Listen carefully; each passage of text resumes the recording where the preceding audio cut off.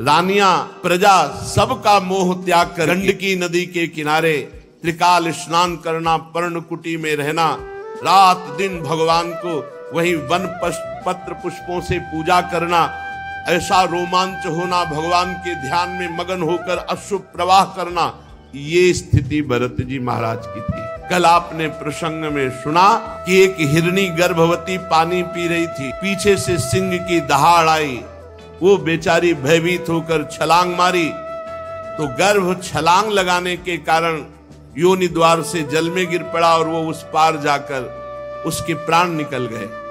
भरत जी ने देखा कि अब इस बच्चे को बचाने वाली माँ तो मर गई और मैं ये देख रहा हूं, मेरा कर्तव्य बनता है इस बच्चे को बचाए। दौड़ पड़े और धारा से उस बच्चे को गोद में ले ली। बहुत उत्तम बात, हर साधु हृदय को ऐसा करना चाहिए। किसी भी जीव की रक्षा करना परहित सरिस धर्म नहीं भाई।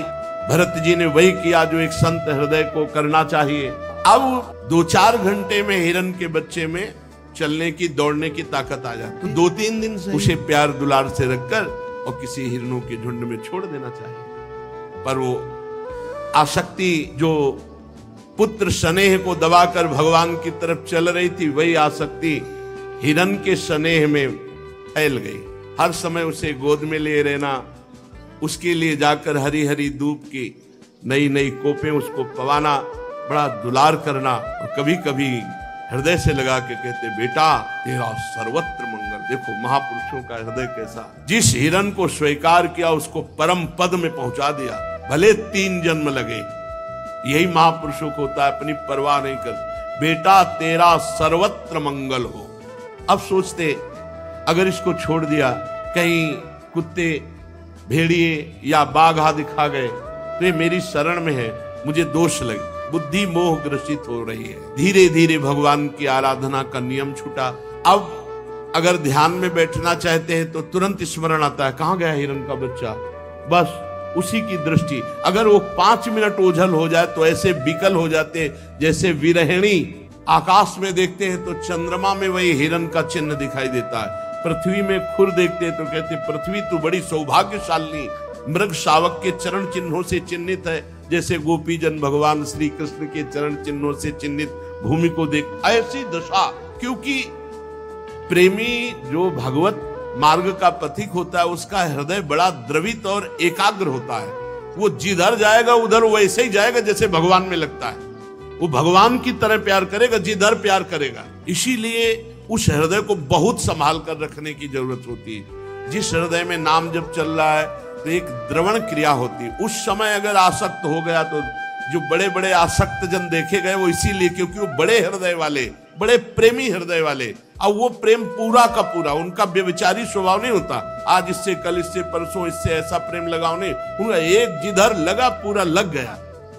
अब हिरण में लगा तो इतनी जोर कर लगा कि जब अंतिम समय आया तो उसी हिरण के चिंतन में इनका शरीर पूरा हुआ। बड़ी हानि। जहां भगवान के चिंतन के लिए अपना चक्रवर्ती सम्राट पद, राज्य छोड़ा, रानियां, पुत्र, समाज, प्रजा, सुख सब छोड़े, वही आज अंतिम बिगाड़ हो गया कि हिरण की आसक्ति में हिरण को देखते हुए, हिरण का चिंतन करते हुए शरीर छूटा तो अगला जन्म इनको हिरण का। इतने बड़े महापुरुष भगवान ऋषभ देव जी के पुत्र चूक हो गई तो अगला जन्म हिरण का हुआ। मृग बने हुए राजर्षि भरत जी के मन में पूरी स्मृति है कि मैं भरत राजा था, हिरण की आसक्ति के कारण मुझे हिरण की योनि मिल गई। अब तो अपनी माता मृगी का त्याग किया और कलंजर पर्वत से पुनः उसी गंडकी नदी में आए जहां तपस्या करते थे। शालिग्राम भगवान जहां प्रकट होते हैं, पुनः आश्रम में आकर के वैसे ही जैसे भरत रूप से भजन करते थे वैसे ही भजन करने लगे मृग रूप से।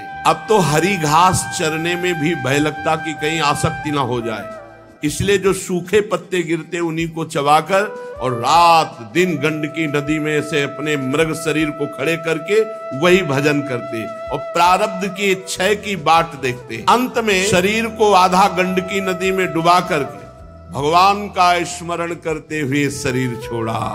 अब बात बन, जब मृग शरीर छोड़ा तो भगवान सुखदेव जी कहते हैं, हे राजन परीक्षित, आंगिरस गोत्र में जो बहुत ही ब्रह्म संबंध से युक्त और ब्रह्म कर्म से युक्त ऐसे ब्रह्म ऋषि के यहाँ जन्म हुआ भरत जी का। यही नाम पड़ा जड़ भरत। आंगिरस गोत्र में सम दम तपस्या स्वाध्याय वेदाध्ययन त्याग अतिथि सेवा संतोष तितिक्षा विनय विद्या अनुसूया आत्मज्ञान एवं आनंद सभी गुणों से इस महान श्रेष्ठ ब्राह्मण के कुल में जन्म हुआ। वैसी ही इनकी माता विद्याशील आचार रूप उदारता से संपन्न पातिव्रत धर्म धारण करने वाली ऐसी जगह जन्म हुआ। 9 पुत्र हुए और दूसरी पत्नी से 1 पुत्र और 1 कन्या।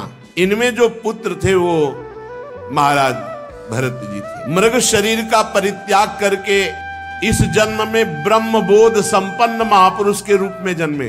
अध्यात्म ज्ञान पढ़ना नहीं पड़ा क्योंकि मृग शरीर में ही भजन पूर्ण हो गया।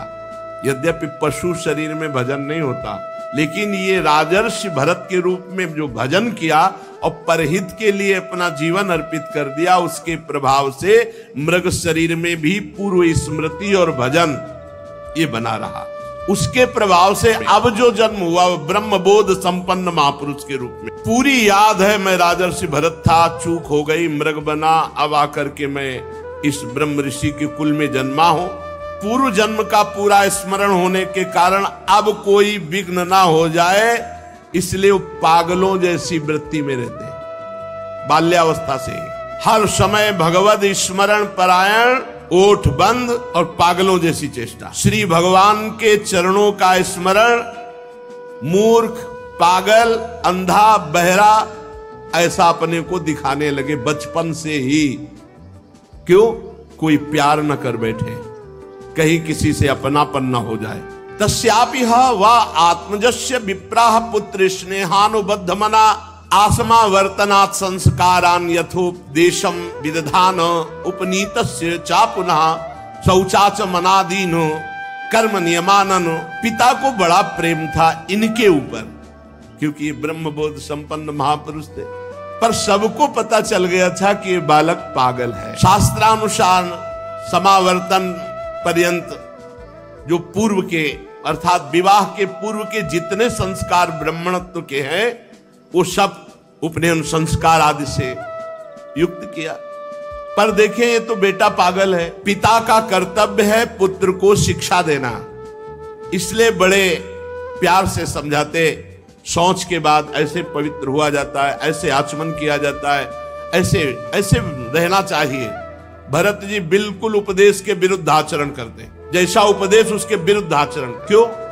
पिता की आसक्ति हम पे ना हो जाए, हमारी आसक्ति पिता पे ना हो जाए। साचापि तदुहा पितृ सन्निधावेवा सध्रीचीन मिउ इसम करोति छंदास्याध्यापयिष्यन् सा व्याहृति भी सा प्रणो शिरस्त्रिपदीम सावित्रीम। बहुत उपाय किया कि गायत्री मंत्र याद करवा दे। 4 महीने पूरा प्रयास किया, वर्षा काल में एक भी छंद याद नहीं करवा। फिर बसंत ग्रीष्म चैत्र वैशाख ज्येष्ठ आषाढ़ प्रणव सहित गायत्री मंत्र याद कराने का पूरा प्रयास किया, लेकिन पागल जैसी चेष्टा। पूर्ण विद्वान बड़ा हृदय में दुख हुआ कि ये मेरा बेटा पागल है, और ये पता ले कि ये बेटा ऐसा है कि कुल के कुल परम पावन कर देगा। पर बहुत प्यार था भरत जी के प्रति उनके पिता का, इसलिए बार बार वो पुत्र को अच्छी तरह शास्त्रों की शिक्षा देते। शौच, वेदाध्ययन, व्रत, नियम, गुरु सेवा, अग्नि सेवा, ब्रह्मचर्य पालन, इन सब की कुछ नहीं। ठीक विपरीत चेष्टा, पागलों जैसी, मूर्खों जैसी।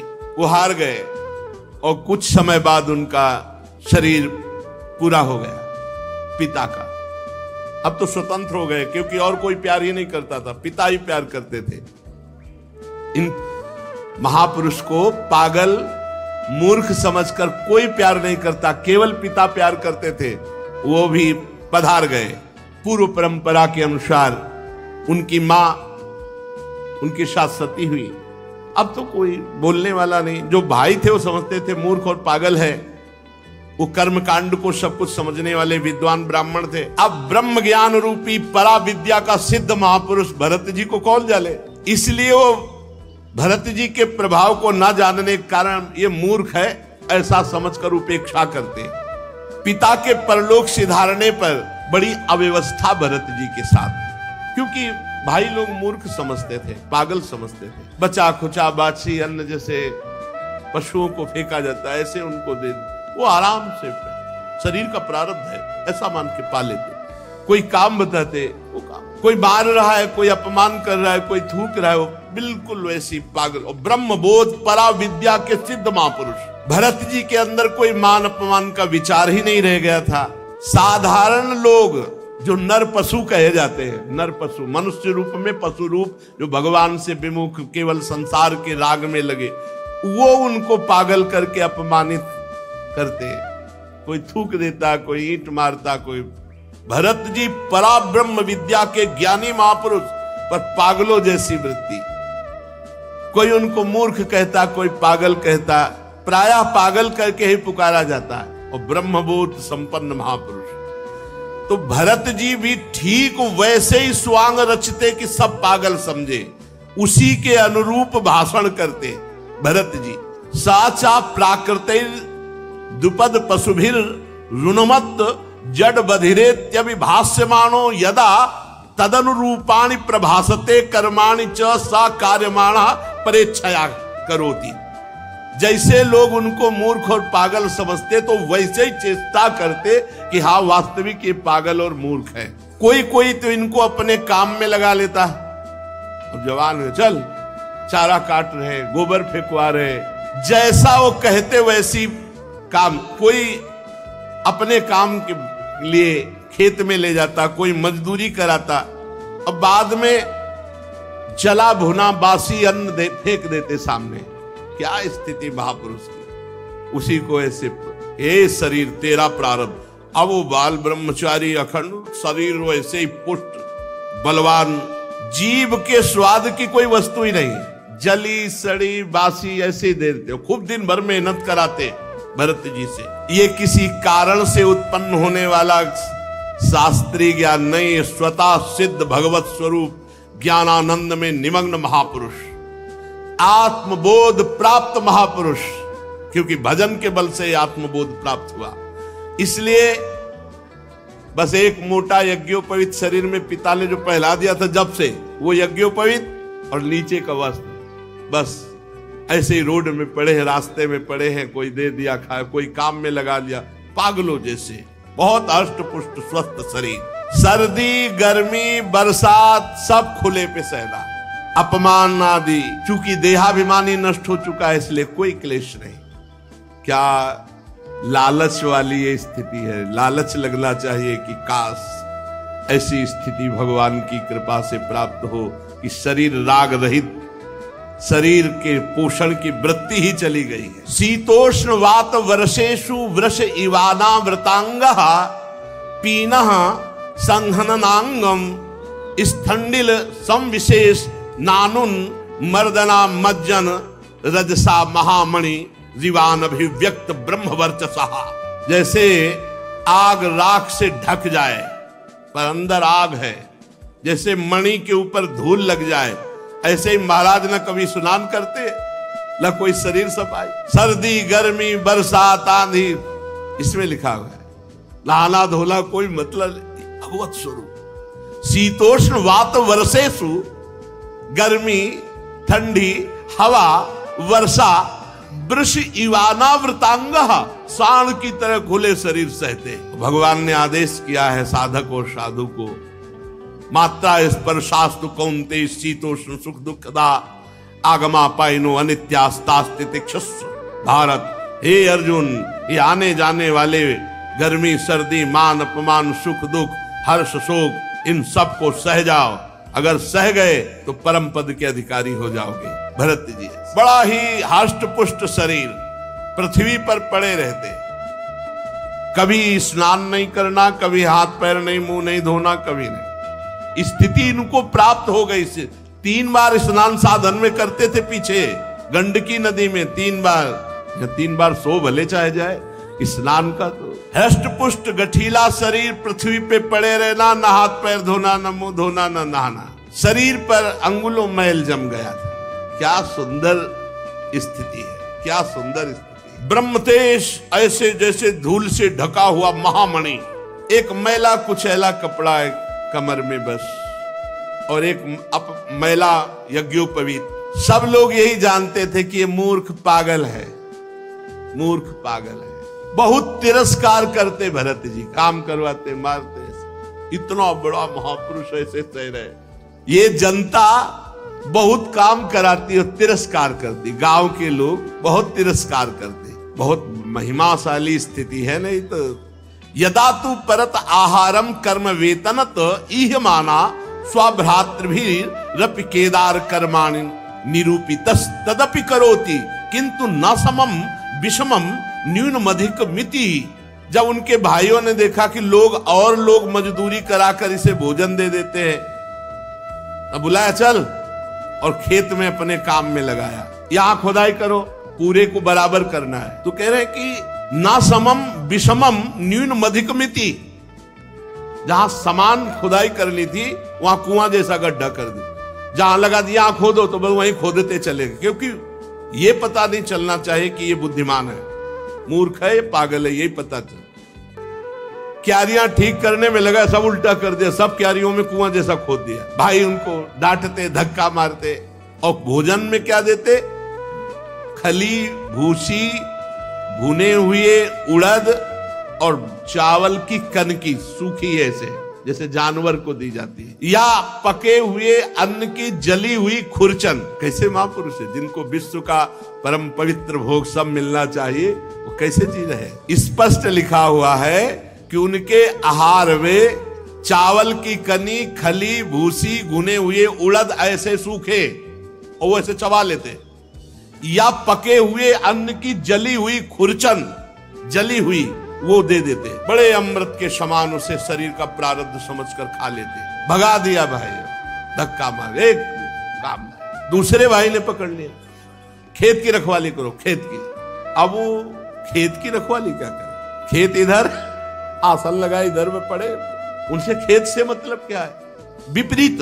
वो जो भी कार्य करते तो उसके विपरीत, जिससे पक्का सबको समझ में आया कि पागल है, वहीं पड़े हुए थे। और एक डाकुओं के सरदार ने भद्रकाली से कामना की थी कि पुत्र हो जाएगा तो नरबलि चढ़ाएंगे। नरबलि मतलब मनुष्य को काटेंगे आपके सामने, और संयोग से पुत्र हो गया। तो भद्रकाली को मनुष्य की बलि देने के लिए एक पुरुष को पकड़वा मंगाया। राजा था दस्युराज। अब उस पुरुष को छोड़ दिया गया बाजार में, खूब जो चाहो खा लो। उसको पता नहीं, वो जलेबी, गुलाब जामुन जो जो बढ़िया पसंद सबको खा रहा था। एक दुकानदार ने धीरे से कहा, खूब खा लो, अब इन्हें गर्दन कटेगी जाके तुम्हारा। क्यों? भूले तो ऐसे फिरी थोड़ी खाने को मिल रहा है। दस्युराज ने आज उत्सव मनाया है और तुम उनके बलि पशु हो, हमारी गर्दन कटेगी। तो उसने दोना पत्तल जो होता वो साथ लिए, जो भागा, वहां से निकल गया, भाग गया। अब जो रक्षक थे उनको, वो तो खुला छोड़े हुए थे कि खा पी लेगा, पकड़ लेंगे। जब देखा कि वो आदमी भाग गया तो सोचा अगर राजा से कहा जाके तो हम ही किसी को भी बलि चढ़ा देगा, इसलिए तुरंत कोई नर पशु पकड़ना चाहिए। दैववश वो तो भाग गया जिसको पकड़ के लाए थे। चारों ओर सेवक दौड़े कि अब कोई मनुष्य मिल जाए, नहीं तो हम लोगों की बलि चढ़ा देगा राजा। तो रात के समय तक दैवी योग दृष्टि पड़ी आंगिरस गोत्री ब्रह्म प्राप्त महापुरुष श्री जड़ भरत जी के ऊपर। अब जंगल में देखा तो खेत में तो पड़े ऐसे। अरे बोले देवी भी प्रसन्न हो जाएगी और राजा भी प्रसन्न हो जाएगा, क्योंकि बहुत तगड़ा आदमी है, अष्टपुष्ट बलवान। और उस समय वीरासन में बैठे हुए थे, रात्रि के नजदीक आए, पकड़ लिया, कोई विरोध नहीं। बोले हमारे स्वामी का कार्य इससे बहुत सिद्ध हो जाएगा, देवी बहुत प्रसन्न हो जाएगी। रस्सियों से बांध लिया, बंधवा लिया, कोई रोका नहीं, बिल्कुल पागलों जैसी चीज। जो शरीर का होना है वो पक्का होना है, जो नहीं होना है वो नहीं। रस्सियों से बांध ली, ले गए भद्रकाली के मंदिर में। अब बाजार में नहीं छोड़ा, एक तो निकल गए, अब दोबारा अगर वहीं सीधे मंदिर ले गए। पद्धति के अनुसार बढ़िया उपटन लगाया गया। आज जीवन में उपटन लग रहा है महाराज, जीवन में कोई प्यार से तो उपटन लगाया नहीं। भरत जी ले और लंबे हाथ, बढ़िया उपटन लगा कर। अब ये नहीं कि ज्ञान नहीं, पता है, तलवार भी रखी, पता है दोनों शरीर का है, जो शरीर का प्रारब्ध है उसको भोगना हो। विधि पूर्वक बढ़िया इत्र फुले लगा के स्नान, सब नए नए वस्त्र पहनाए गए, चंदन लगाया गया, माला, जैसे अब गर्दन कटनी है तो माला भी। फिर सुंदर खीर पुआ भोजन डट के भरत जी ने, कोई चिंता नहीं, पता है अज्ञानी थोड़ी परम ज्ञानी है। फिर धूप दीप से आरती की गई क्योंकि बलि चढ़ाना है। इसके बाद शुरू हुआ ढोल बजना, मृदंग ढोल, और भद्रकाली जी के सामने इनको ले जाया गया। भरत जी को कहा गया सर नीचा करके ऐसे झुका के बैठ जाओ, घुटने के बल सर नीचा करके आराम से, कोई परेशानी नहीं। और आदमी तो चिल्लाए लगे, अरे चिल्लाए क्योंकि सामने भारी तलवार वजन वाली पूजन की हुई रखी हुई थी। भरत जी ने देखा प्रारब्ध है, सर झुका दिया। दस्यु राजा आया और अभिमंत्रित वो बहुत वजन वाली खड्ग उठाई तलवार।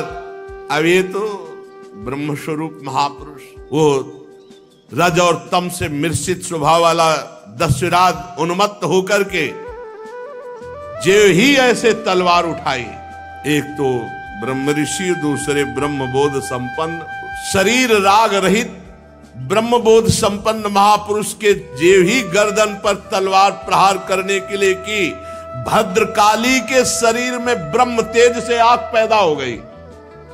भद्रकाली को असहनीय हो गई, चीख पड़ी, मूर्ति फाड़कर निकल पड़ी और वही तलवार लेकर के अपने जितने पूजा करने वाले थे सबकी गर्दनें उड़ा दी। अंबा को ये पसंद नहीं आया, मां को ये पसंद नहीं आया।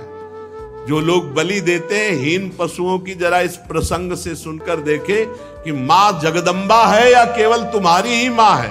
अगर वो जगदम्बा है तो हर पशु पक्षी की मां है, वो कैसे बर्दाश्त कर सकती है अपने पुत्र का हनन? तुम्हारी दुर्गति होगी। माताजी जगत जननी, माताजी ने उनको मारा जो अन्य पुत्रों का नाश करना चाहा, तो माताजी ने उनको घेर करके मारा।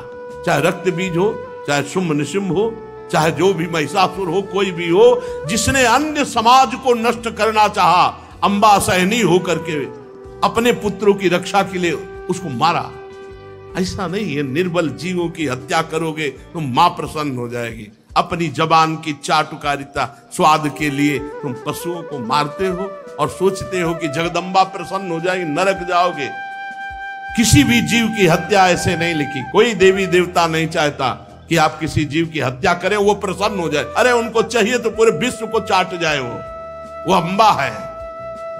देवी के शरीर में आग पैदा हो गई और फाड़ कर मूर्ति निकल पड़ी और वही खड्ग छीनकर अपने समस्त पूजकों को काट डाला माता जी ने। बड़ा भयानक हाहाकार मचा दिया।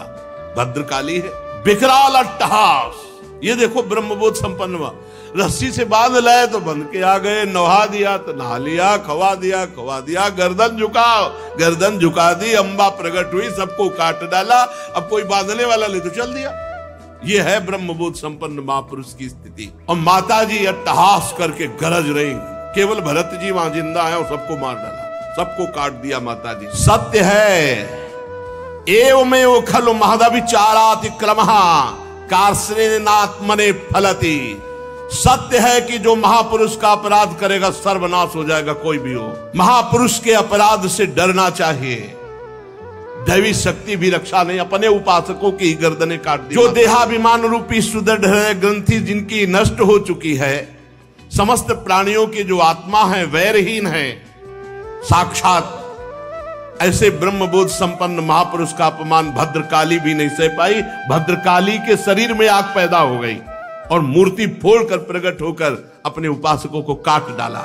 भगवत भक्त परमहंसों के लिए देखो, सिर कटने का अवसर आने पर भी कोई भय नहीं और बच गए तो कोई हर्ष नहीं, उठे और चल दिए। आराम से मस्ती से जा रहे थे, पूजे तिलक लगे, खाए पे नए कपड़ा पहले मस्ती से। उधर सिंधु सौवीर देश का राजा रहुगण, ये वही रहुगण है हिरण, भरत जी के कर कमल से द्वारा पोषित। अब ये भला आकर सिंधु सौवीर देश का राजा, और ये जा रहे थे कपिल भगवान से सत्संग करने पालकी में बैठ के। कहा था ना भरत जी ने हिरण के रूप में जब ये थे कि बेटा तेरा सर्वत्र मंगल हो, अर्थात मैं तेरा सर्वत्र मंगल करूंगा। पालकी पर चढ़कर जा रहा था। जब इक्षुमती नदी के किनारे पहुंचा तो पालकी उठाने वाले कहारों के जमादार की एक कहार को बुखार आ गया और वो डगमगाने लगी पालकी असमर्थ। तो कहा भाई एक नया किसी को खोज लो, राजा है वो तो हुक्म पे। तो इन्हीं को देखा, बढ़िया नए कपड़ा पहले खीर पाए, तिलक लगवाए आ रहे थे। सोचा ये बहुत हष्ट पुष्ट मनुष्य है, जवान है, बैल जैसी ताकत है, बहुत बढ़िया कहार का।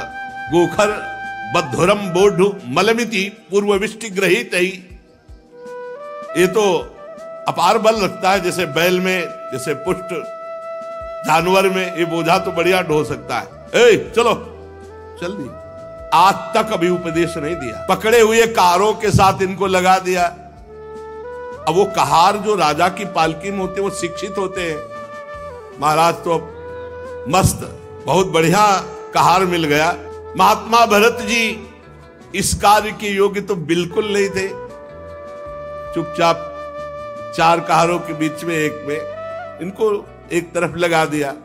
अब ये केवल पृथ्वी में देखते थे कि कोई जीव पैर के नीचे दब न जाए, क्योंकि महात्मा ऐसे ही चलते हैं दृष्टि नीचे करके।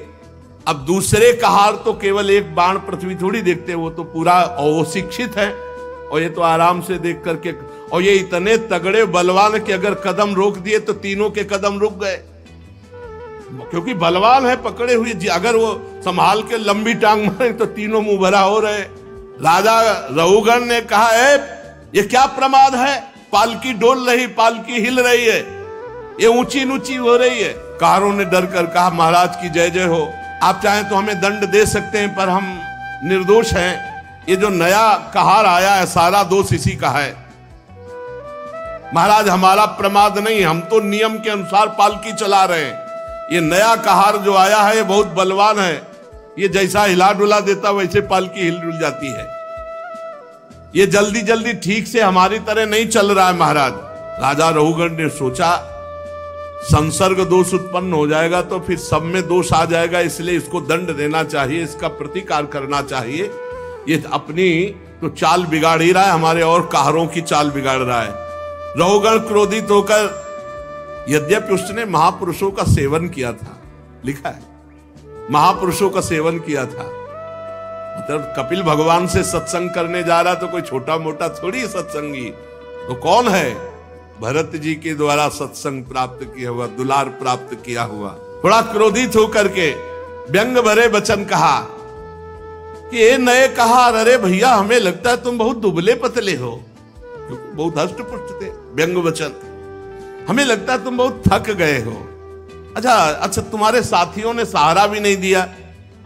अच्छा ऐसा लगता है तुम पूरा बल लगाकर अकेले पालकी ढो रहे हो। तुम्हारा शरीर तो बहुत पतला है, मोटा ताजा तो है नहीं। हमें लगता है तुम जवान भी नहीं हो, बुढ़ापा ने घेर रखा है।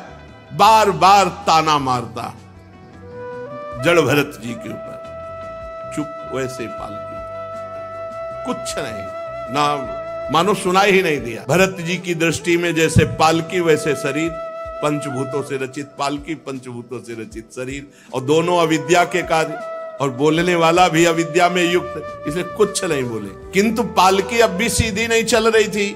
अब जैसे कई कई जगह 5-5 लाइन चीटी चलती है, ऐसे मारी छलांग तो ये तो कब पकड़े थे, नहीं तो नीचे आ जाते पालकी के। राधा रहुगण को बहुत क्रोध आया, आग बबूला हुए, अरे ये क्या, तू जीता ही मर गया है, तू मेरा निरादर कर रहा है, मेरा उल्लंघन कर रहा है, मालूम देता तो प्रमादी है। जैसे दंड पानी यमराज का दंड निष्फल नहीं जाता, ऐसे मैं तुझे दंड दूंगा, तेरा इलाज करूंगा, तेरे होश ठिकाने लाऊंगा।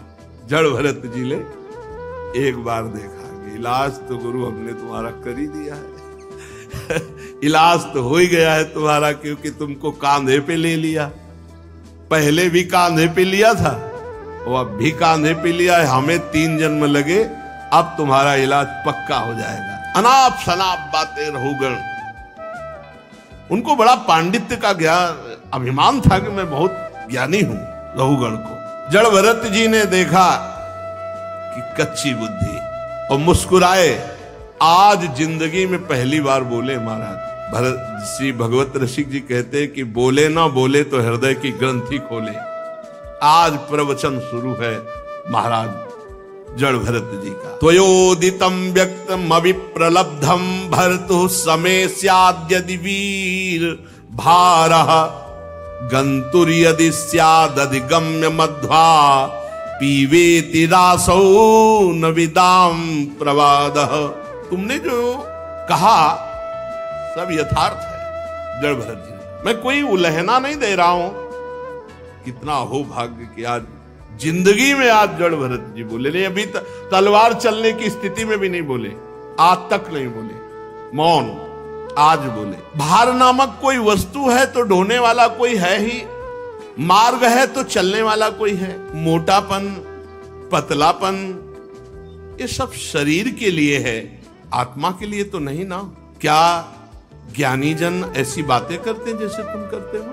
कैसे समझा रहे? जैसे बेटा को समझ। ये स्थूलता, मोटापन, कृष्णता, पतलापन, आधी, व्याधि, भूख, प्यास, भय, कलह, इच्छा, बुढ़ापा, नींद, आसक्ति, क्रोध, अभिमान, शोक, ये सब देहाभिमानी को प्राप्त होते हैं, आत्मस्वरूप में नहीं। क्या सुंदर बात, क्या सुंदर बात। ये सब देहाभिमानी को प्राप्त होते हैं, आत्मस्वरूप को नहीं। राजन, तुम जो कहते हो मैं तुम्हें दंड दूंगा, मार दूंगा, ये विकारी पदार्थों को निर्विकार स्वरूप को, मेरे स्वरूप, बहुत ये दोनों बातें जो मारना या जीना है, ये आदि और अंत वाले इसी शरीर के अंतर्गत की बात है, स्वरूप में नहीं। यशस्वी नरेश, स्वामी और सेवक भाव जहां स्थित होता वहां आज्ञा पालन होता। मैं आपका सेवक नहीं हूं, तुम हमारे स्वामी नहीं हो, तुम्हारी आज्ञा का पालन हमारे ऊपर लागू नहीं होता। तुम राजा हो, मैं प्रजा हूं, ये भाव होने पर तुम्हारा शासन लगता। मैं प्रजा नहीं हूं तुम्हारी, ये भेद बुद्धि मेरे में नहीं है, व्यवहार के लिए अवकाश नहीं है। बहुत कोई थोड़ा परमार्थ को जो समझ रहा होगा वही समझ पाता है। परमार्थ दृष्टि में कौन स्वामी और कौन सेवक? तुम कहां राजा और मैं प्रजा? ये परमार्थ दृष्टि में कहां है? स्वामित्व का अभिमान रखने वाले हो तो बोलो, अब बोलो मैं तुम्हारी क्या सेवा करूं। अगर स्वामित्व का अभिमान रखते हो तो बोलो मैं तुम्हारी क्या सेवा करूं। वीरवर, तुमने कहा मत उन्मत्त प्रमत्त, तो मैं अपनी स्थिति में रहता हूं, तुम मेरा इलाज क्या कर सकते हो? तुमने कहा जड़ और प्रमादी ये शरीर, तुमने कहा शिक्षा दोगे तो पिसे हुए को क्या पीसोगे?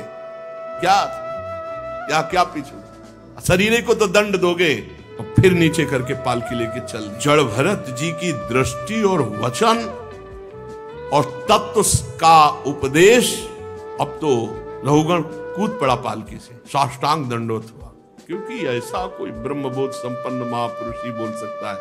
राजमद चूर चूर हो गया, चरणों में सिर रख करके, हाथ जोड़ करके, घुटने टेक करके कहा। पालकी लिए हुए भरत जी कूद पड़ा लहुगण, साष्टांग दंडवत, आगे घुटने टेक कर हाथ जोड़कर कहा, देव आपका एक ही चिन्ह दिखाई दे रहा, यज्ञोपवीत द्विज का, ब्राह्मण का, और आप प्रच्छन्न भाव से विचरने वाले हैं। क्या आप अवधूत शिरोमणि दत्तात्रेय, या आप कौन हैं?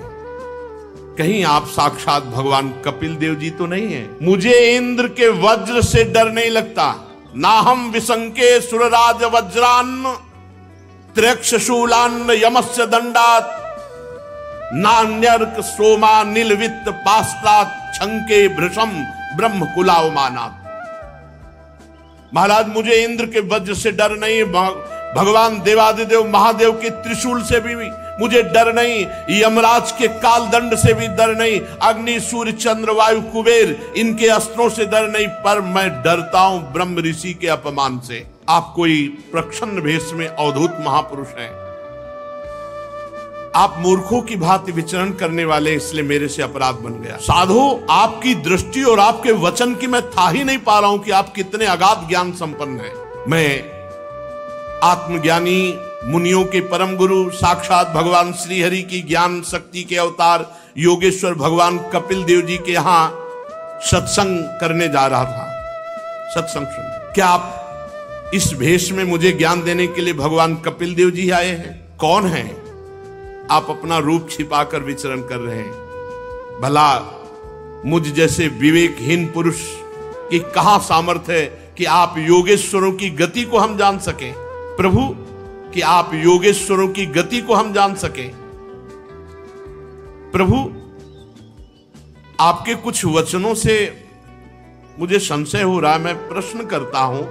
दृष्टाश्रमः कर्मत आत्मनो वैर भर्तुर गंतुर भवतस चानुमन्ये यथा सतो दान यनाद्य भावात समूल इष्टो व्यवहार मार्गे। आपने जो ये कहा कि शरीर को दंड दो या सम्मान दो या अपमान करो, कोई फर्क नहीं पड़ता, तो नहीं महाराज, फर्क पड़ता है। मैं युद्ध आदि में जब श्रमित होता हूं तो मेरा शरीर श्रमित होता है, तो मुझे अनुभव होता है कि मैं श्रमित हो गया। जब बोझा ढोया जाता है तब ये लगता है कि मैं थक गया, तो मतलब शरीर का थकना आत्मा का थकना लगता है। शरीर का पीड़ित होना मतलब आत्मा को पीड़ित होना पड़ता है। सही लग रहा है ये ज्ञान? अब देखो अपने लोगों को सही लग रहा है ना?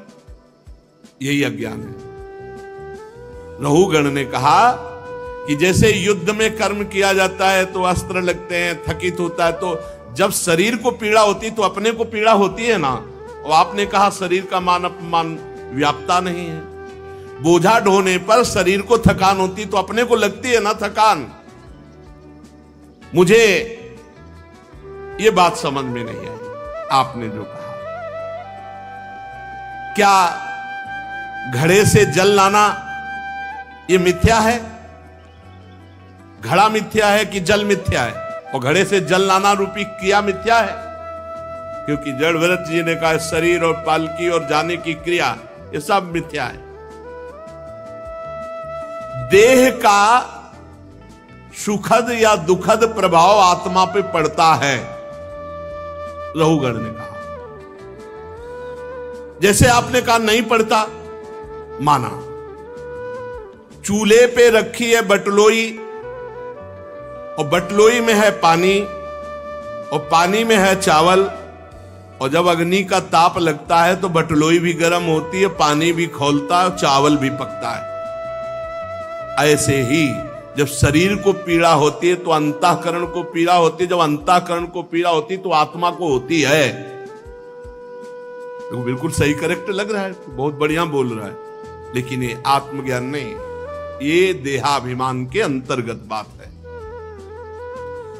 और आपने जो कहा कि दंड देना व्यर्थ है, हमारे को दंड देना व्यर्थ है, तो व्यर्थ कैसे हो सकता है? राजा का कार्य है प्रजा को शासन में लेना, उद्दंडों को दंड देकर के ठीक करना, उन्मत्तों को दंड देना पिसे हुए को पीसने के समान व्यर्थ नहीं हो सकता। इसलिए भगवान की सेवा होती है उद्दंडों को दंड दे करके पवित्र करना।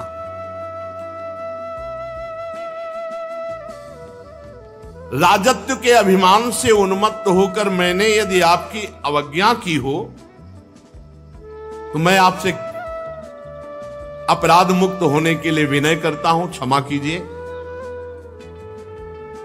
ऐसी कृपा दृष्टि कीजिए कि कभी भी जीवन में मेरे से किसी साधु का गुप्त रूप से भी वो हो, प्रच्छन्न रूप से भी हो, कभी साधु अपराध न बने। मैं साधु अपराध से बहुत डरता हूं। विश्वबंधु भगवान श्री हरि के जो अनन्य भक्त हैं, देहाभिमान शून्य, अगर मैं डरता हूं तो केवल उन्हीं के अपमान से डरता हूं कि कहीं उनका अपमान ना हो जाए। महापुरुषों का, यदि ब्रह्म प्राप्त महापुरुषों का अपराध बन जाए तो मुझ जैसे पुरुष की क्या, कोई ईश्वर कोटि का भी हो तो भी वो नष्ट हो जाएगा यदि महापुरुषों का अपराध कर दे तो। जड़ भरत जी बोले, अकोविदः कोविद वाद वादान वदस्यथो नाति विदाम वरिष्ठः ना सूरयो ही व्यवहार मेनम तत्वावमर्शेन सहा मनंती। राजन, तुम अज्ञानी हो, बातें पंडितों की करते हो, ऊपर ऊपर की हो, तुम्हें बिल्कुल ब्रह्मबोध नहीं, बिल्कुल आत्मज्ञान नहीं। ये बात ऊपर ऊपर की तर्क वितर्क बात करने वाला कोई ब्रह्मबोध संपन्न थोड़ी होता है। बातें पंडितों जैसी करते हो, तुम अज्ञानी मूर्ख हो, ब्रह्मबोध नहीं। ये देखो, अगर ब्रह्म ज्ञानी की बात ना सुनी जाए तो वो बात लग रही कि पूरी सही है। तुम्हारी गणना ज्ञानियों में नहीं हो सकती। तत्व ज्ञानी पुरुष तुम्हारे अविचार सिद्ध स्वामी सेवकादि व्यवहार को कभी सत्य स्वीकार नहीं करते। तुम लौकिक व्यवहार को तुम परम सत्य आत्मस्वरूप से जोड़ते हो। वेदवाक्य अधिकतर गृहस्थो जनित यज्ञ विधि विस्तार में व्यस्त हैं और आत्मस्वरूप का जो बोध है वेदातीत है।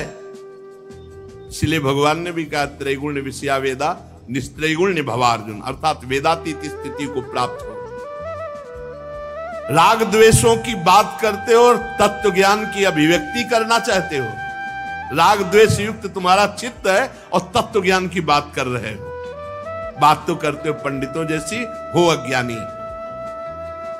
ये गृहस्थोचित यज्ञ आदि सकाम कर्म करने वाले, स्वर्ग का सुख देखने वाले, ये तत्व ज्ञान के विषय को जान सके या शब्दों को समझ सके, इतनी सामर्थ्य नहीं होती। बहुत सुंदर। जब तक मनुष्य का अंतःकरण सतोगुण रजोगुण तमोगुण के वशीभूत होता है, तब तक बिना किसी अंकुश के उसकी ज्ञानेंद्रियां और कर्मेंद्रियां शुभ और अशुभ कर्म करती रहती हैं। क्या जानेगा वो तत्व ज्ञान जिसका अंतःकरण त्रिगुण से ग्रसित है, सतोगुण रजोगुण तमोगुण से। उससे दो ही कर्म हो सकते हैं, पाप या पुण्य। ये मन वासना में विषयासक्त, गुणों से प्रेरित, विकारी और शरीर रूपी उपाधियों के से युक्त है। ये माया में मन संसार चक्र में चलने वाला है। सवासनात्मा विषयो परक्तो गुण प्रवाहो विकृतः षोडशात्मा बिभ्रत प्रथंग नाम भी रूप भेद मंत्र बहिष्टम च पुरैस्तनोति। ये माया में मन संसार चक्र को चलने वाला है। यही देहाभिमानी जीव को सुख दुख आदि से बांध देता है। जब तक ये मन जीवित रहेगा तब तक जागृत और स्वप्नावस्था में व्यवहार प्रकाशित करता हुआ जीव को बांधे रहता है। इसलिए पंडित जन मन को ही त्रिगुणमय अधम संसार और गुणातीत परमोत्कृष्ट मोक्ष पद का कारण बताते हैं। तस्मान मनोलिंग मदो वदंती गुणा गुणत्वस्य परावरस्य। जो मन परमात्मा में स्थित तो मुक्त पदवी और विषय में स्थित तो बंधन युक्त। विषयासक्त मन जीव को संसार में फांस के रखता है और भगवदासक्त मन मोक्ष पदवी प्राप्त कराता है। जो वासनामय मन है वही बंधन युक्त है और जो निर्वासनिक परमात्म चिंतन में तन्मय मन है वही मोक्ष पद है। घी से भींगी हुई बत्ती खाने वाले दीपक में तभी तक धुआं निकलता है जब तक घी है, और घी समाप्त हो गया तो अग्नि तत्व में लीन हो जाता है। उसी प्रकार जब तक विषय भोग हैं, विषय भोगों में सुख बुद्धि है, तभी तक ये कर्म बनते हैं, उनकी वृत्तियां होती हैं। और जहां विषय भोगों का भाव हट जाता है तो सब शांत हो जाता है।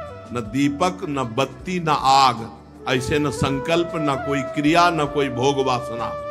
एक स्थिति जैसे बताते हैं, ये दीवाल घड़ी का सेल हटा दो तो सेकेंड मिनट घंटा वाली सुई वही ठप। ऐसे मन बुद्धि चित्त अहंकार इंद्रियां सब भगवत स्थित, सब भगवत स्थित। अब कैसे जानोगे? 5 मिनट तो ये स्थिति आती नहीं है। 5 मिनट ऐसी स्थिति कि सब कुछ भगवदाकार। 5 कर्मेंद्रियां, 5 ज्ञानेंद्रियां, 1 अहंकार, ये 11 मन की वृत्तियां हैं। 5 प्रकार के कर्म, 5 तन मात्राएं, 1 शरीर, ये 11 उसके आधारभूत विषय कहे गए हैं। गंध रूप स्पर्श रस शब्द, ये 5 ज्ञानेंद्रियों के विषय हैं। मल त्यागना, संभोग करना, गमन करना, भाषण करना, लेना देना, ये 5 कर्मेंद्रियों के विषय है। और शरीर को ये मेरा है, मैं हूं, ऐसा ये अहंकार का विषय है। जो अहंकार की इन वृत्तियों को, इंद्रियों के इन प्रवाह को मैं मानकर भोग रहे हैं, वो तत्व ज्ञान क्या जाने। मन की ये 11 वृत्तियां विषय, संस्कार, स्वभाव, कर्म और काल के द्वारा सैकड़ों, हजारों, करोड़ों भेदों में परिणित हो जाती है। किंतु सत्ता, क्षेत्रज्ञ आत्मा के प्रकाश से प्रकाशित है। आत्मा में इनका कोई प्रभाव नहीं, क्षेत्रज्ञ इनसे कोई संबंध नहीं रखता। ये जीव जबरदस्ती इनको पकड़े हुए है। यही कोई हमें नहीं बांधे, हम इनको पकड़े। संसार बंधन में डालने वाली ये अविशुद्ध कर्मों में प्रवृत्ति, ये वृत्तियों का प्रवाह संसार की ओर जागृत, स्वप्न और सुषुप्ति में छिप जाती है, जागृत स्वप्न में प्रकट रहती है। लेकिन क्षेत्रज्ञ आत्मा में इनका कोई प्रभाव कभी भी नहीं, न जागृत में, न स्वप्न में, न सुषुप्ति में। ये तीनों अवस्थाएं देहों की हैं, आत्मा की नहीं। जिस प्रकार वायु संपूर्ण स्थावर जंगम प्राणियों में प्राण रूप से प्रविष्ट होकर उन्हें प्रेरित करती है, उसी प्रकार आत्मस्वरूप भगवान वासुदेव साक्षी स्वरूप रहकर संपूर्ण प्रपंच को देखते रहते हैं। आपका स्वरूप साक्षी स्वरूप है, भोक्ता करता स्वरूप नहीं। जब तक शुद्ध ज्ञानोदय नहीं होता राजन, तब तक माया का कोई तिरस्कार नहीं कर सकता। ये जो सबकी आसक्ति छोड़ चुका है, जो काम, क्रोध, लोभ, मोह, मद, मत्सर 6 शत्रुओं को जीत चुका है, वही आत्म तत्व को जान सकता है, अन्यथा नहीं। जब तक आत्मा के उपाधि रूप मन को संसार दुख का क्षेत्र नहीं समझा जाता, तब तक ये मन भटकता रहता है। मन भटकता रहता है तो शोक, मोह, रोग, राग, लोभ, वैर ये सब बढ़ते रहते हैं। राजन, तुम्हारा मन ही तुम्हारा बलवान शत्रु है और तुम्हारी उपेक्षा करने से इसकी शक्ति बढ़ गई है। यद्यपि ये सर्वथा मिथ्या है, तथापि ये तुम्हारे आत्म स्वरूप के ज्ञान को आच्छादित कर रखा है। सावधान, श्री गुरुदेव के चरणों की उपासना करके ज्ञान रूपी अस्त्र से इस मन रूपी शत्रु को मार डालो। श्री जड़भरत जी महाराज के नमो नमः कारण विग्रहाय स्वरूप तुच्छीकृत विग्रहाय, नमो अवधूत द्विज बंधुलिंग निगूढ़ नित्यानुभवाय तुभ्यम। नमो नमः, नमो नमः, बार बार चरणों में गिर रहा रहोगे। प्रभु मैं आपको बार बार नमस्कार करता हूं, बार बार नमस्कार करता हूं। मैं समझ ही नहीं पा रहा आपके ज्ञान को, विशुद्ध आत्मबोध। आपने जगत का उद्धार करने के लिए देह धारण किया, योगेश्वर ने की चेष्टा, मुझे कैसे आत्मज्ञान हो ये समझाने की चेष्टा करें। तो फिर भरत जी महाराज जो बोलते हैं वो आगे चलता है। श्री राधा वल्लभ लाल की